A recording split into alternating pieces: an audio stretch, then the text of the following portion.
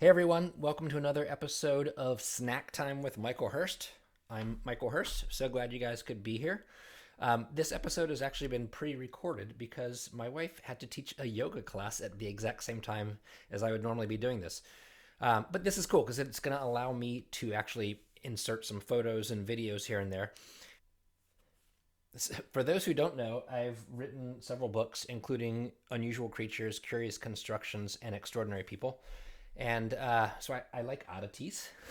And I also collect strange instruments. And I've written songs to go with each of these books for the entries, using a lot of these weird instruments. And this seemed like a perfect opportunity. We're in this very curious, unusual, and extraordinary moment in time where so many of us are quarantined or stuck in our houses. And it just seemed perfect for me to maybe try to entertain you guys a little bit and educate at the same time. So, for today's episode, I'm going to read from Extraordinary People.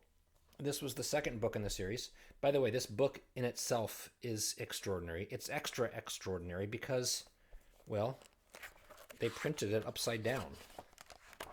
And that's why it's my copy.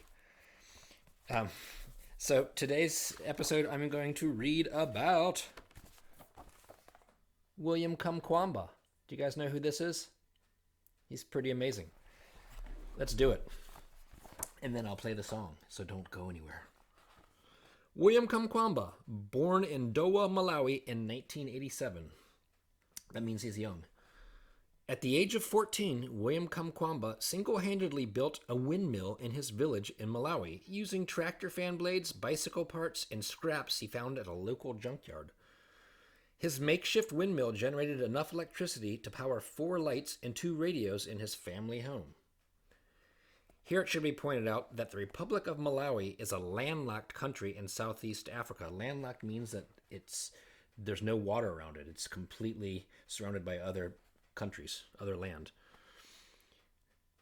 It is one of the least developed nations in the world, and as a result, the Malawian people are incredibly poor and lack many of the basic resources Westerners often take for granted. In fact, William's village didn't even have electricity or drinking water. One day, soon after dropping out of school because his parents couldn't afford the tuition, William had visited the library and looked at a book called Using Energy. The book showed pictures of windmills, and a light bulb suddenly lit up over his head. Pun intended. Although he couldn't read English very well, by looking at the diagrams, he was able to learn how to make the necessary components to harness the wind and turn it into electricity. At first, the people of his village thought he was crazy, but then they heard the radio in his home playing local Malawian reggae and realized what William had done. Since then, he has built several more windmills, as well as a solar-powered pump that supplies fresh water. Needless to say, the villagers of Masitala are very proud of William Kamkwamba. Thanks to him, their future is looking much brighter. Pun intended again.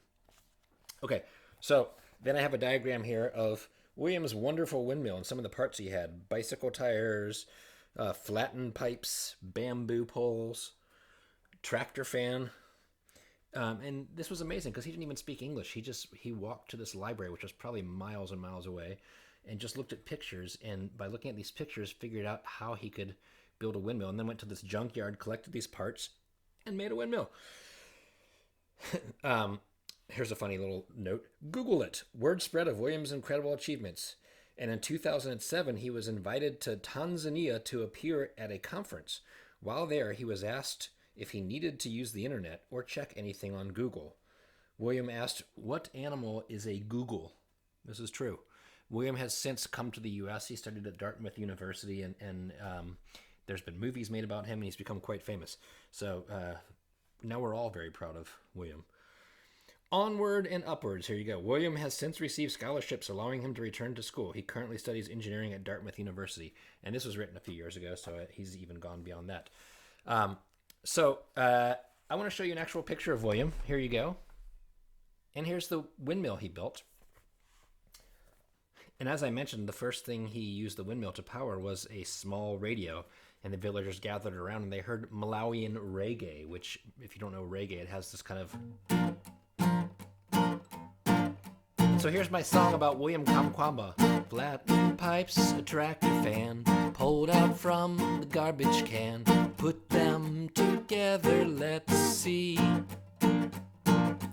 Bicycle tires, bamboo and wires. Oh, William, what could it be? William Kamkwamba, he impressed his mom and pa and everybody else in his town. He made a windmill, built it with pure skill. In his honor, let's get down.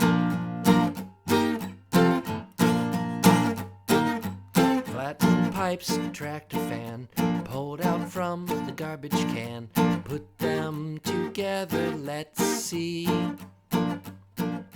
Bicycle tires, bamboo and wires. Oh, William, what could it be? What could it be? William Kamkwamba, he impressed his mom and pa and everybody else in his town.